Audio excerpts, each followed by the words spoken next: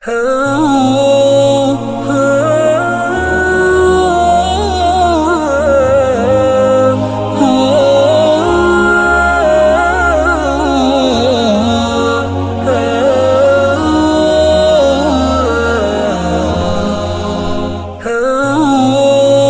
کرتا ہوں اللہ کے نام سے جو بڑا مہربان اور عطاینت دیوان ہے۔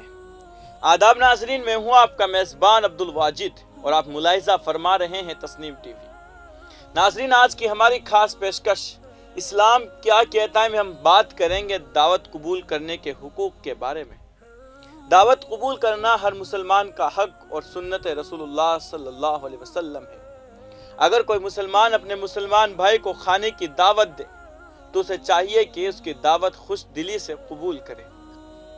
حضرت ابو ہریرہ رضی اللہ تعالیٰ عنہ فرماتے ہیں کہ حضور اقدس صلی اللہ علیہ وسلم نے ارشاد فرمایا کہ جب تم میں سے کسی کی دعوت کی جائے تو اسے چاہیے کہ اس دعوت کو قبول کر لے۔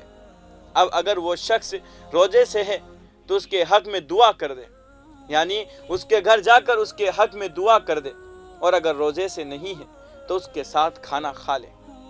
حضرت علی رضی اللہ تعالیٰ عنہ فرماتے ہیں کہ رسول اللہ صلی اللہ علیہ وسلم نے ارشاد فرمایا مسلمان کے دوسرے مسلمان پر 6 حقوق ہے۔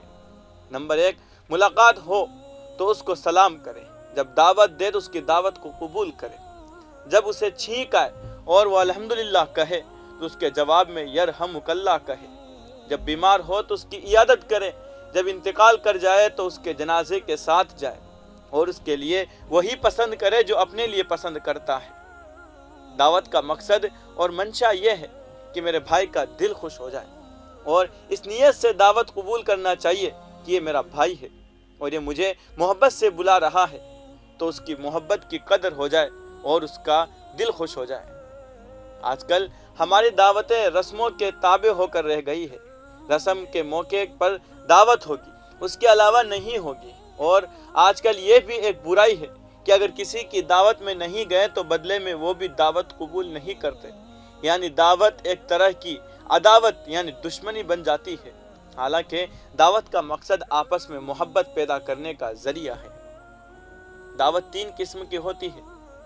سب سے اعلیٰ درجہ کی دعوت یہ ہے، اعلیٰ درجے کی دعوت یہ ہے کہ جس کی دعوت کرنی ہو اس کو جا کر نقد ہدیہ پیش کر دو، اور نقد ہدیہ پیش کرنے کا نتیجہ یہ ہوگا کہ اس کو کوئی تکلیف تو اٹھانی نہیں پڑے گی، اور پھر ہدیے میں اس کو اختیار ہوتا ہے کہ چاہے اس کو کھانے پر خرچ کرے یا کسی اور ضرورت پر۔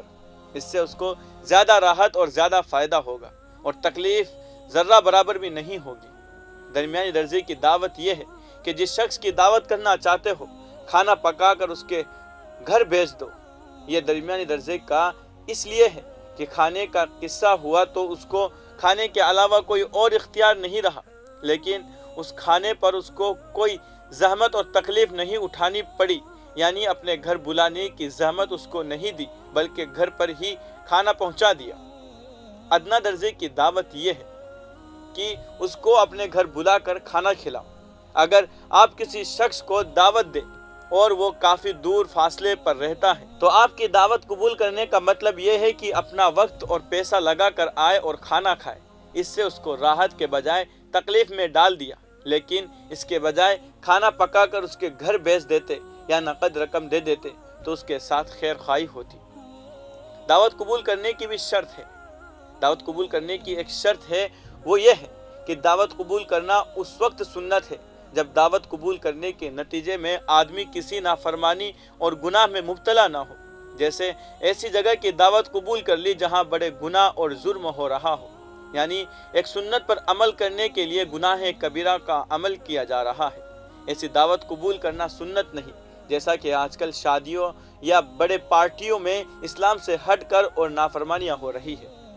آج کی اس خاص پیشکش میں بس اتنا ہی، مجھے دیجیے اجازت اور آپ دیکھتے رہیے تسنیم ٹی وی، آپ کے میزبان عبد الواجد کے ساتھ۔ اللہ حافظ۔